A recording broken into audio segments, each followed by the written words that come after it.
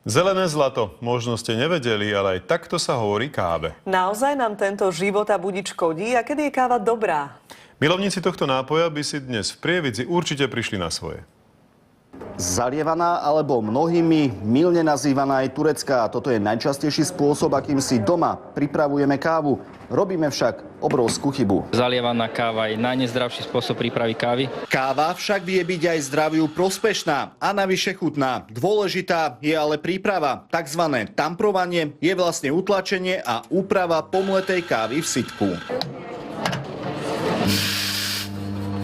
Musí mať správnu gramáž kávy, správne tamprovanie a hlavne tú hygienu, ktorá sa pri tom má dodržiavať. Zákazník by sa mal pozrieť na penu, ktorá by mala byť oriešková, orieškovo-hnedá a mala by byť káva vyváženej chuti podľa toho, či je to zmes kávových zrn, alebo je to 100% arabika. Ak si niekto myslí, že mlieko v káve znižuje kofeín, je na omyle. A takisto nie je pravda, že malá káva je silnejšia. Obsahuje menej kofeínu, ako keď si niekto nechá napúšťať extrakt dlhší čas. Netreba však zabúdať, že káva je droga. Aj v tomto prípade platí, že všetkého veľa škodí. Tu platí pravidlo, čo je v malom množstve liek, vo veľkom môže byť droga. A čo s vodou, ktorú dostávame ku káve? Mnohí si ju nechávajú nakoniec. Piť by sa ale mala ešte pred kávou. Očisťuje totiž chuťové kanáliky.